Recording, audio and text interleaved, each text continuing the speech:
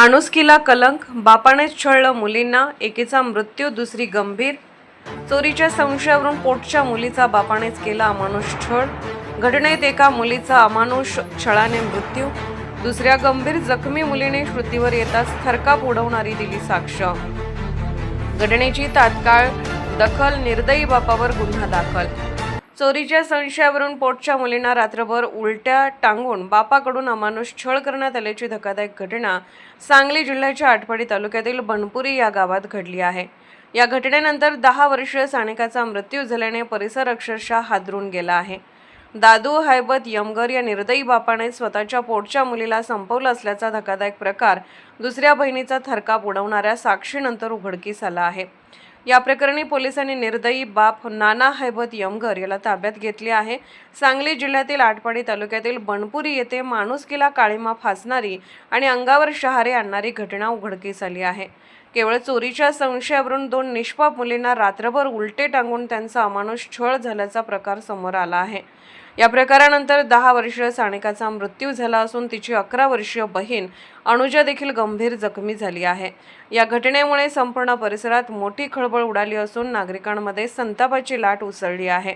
याबाबत अधिक माहिती अशी की बनपुरी येथील मुलीवर शेजाऱ्यांनी चोरीचा संशय घेतल्याने नाना हैबत यमगर या निर्दयी बापाने काल बुधवारी सायंकाळी सुमारे 5 वाजण्याच्या सुमारास सानिका आणि अनुजा या दोन्ही मुलींना हातपाय बांधून घरातील पत्र्याच्या अँगलला उलटे टांगले.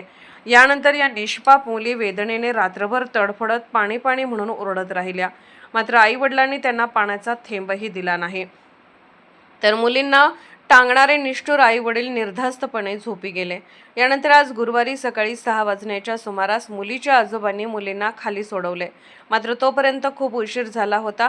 सानिका ही मृत अवस्थेत आढळली तर अनुजा बेशुद्ध अवस्थेत होती. यानंतर अनुजाला जखमी अवस्थेत तातडीने रुग्णालयात दाखल करण्यात आले तर मृत सानिकाला दुसऱ्या खाजगी हॉस्पिटलमध्ये दाखल करण्यात आले. मात्र सानिका मृत झाल्या असल्याचे डॉक्टरांनी सांगितले. दरम्यान ही घटना बाहेर येऊ नये म्हणून संबंधित कुटुंबियांनी मयत सानिकाचा अंत्यसंस्कार गुपचूप करण्याचा प्रयत्न केल्याची धक्कादायक बाब समोर आली आहे. मात्र जखमी अनुजाने शुद्धीवर आल्यानंतर आम्हाला वडिलांनी हातपाय बांधून टांगले आणि मारहाण केली असे सांगितल्याने हा संपूर्ण प्रकार उघडकीस आला. या संपूर्ण प्रकारानंतर मोठी खळबळ उडाली असून सध्या पोलिसांकडून घटनेचा सखोल तपास सुरू आहे. घटनेनंतर आणखी एक धक्कादायक प्रकार समोर आला आहे. मुलींना सोडणाऱ्या आजोबांवरच मुलीच्या वडिलांनी कोयत्याने हल्ला करत त्यांना धमकावले होते. यामुळे कुटुंबातील अंतर्गत वाद आणि कौर्याची परिसीमा स्पष्ट होत आहे. ही घटना केवळ एक गुन्हा नसून माणुसकीचा झालेला क्रूर खून असल्याची भावना व्यक्त होत आहे. 2 निष्पाप जीवांवर एवढा अमानुष अत्याचार करणाऱ्या आरोपी विरोधात कठोरात कठोर कारवाई करण्याची मागणी नागरिकांकडून जोर धरत आहे.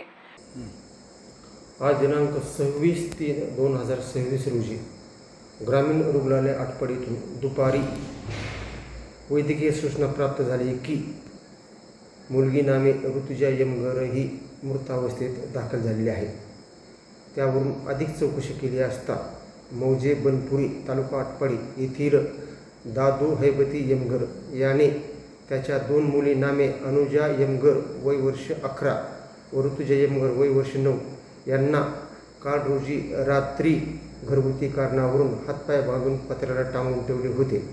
त्यामध्ये अनुजा यमगर ही गंभीर जखमी झाली असून तिला जीवे ठार मारण्याचा प्रयत्न केला असल्याने तिच्यावर आटपाडी येथे उपचार चालू आहेत. व ऋतुजा यमगर हिला हातपाय बांधून लटकून जीवे ठार मारून तिचा खून केला असल्यामुळे तिचं पोस्टमॉर्टम करून प्रेत नातेवाईकाच्या ताब्यात दिलं आहे.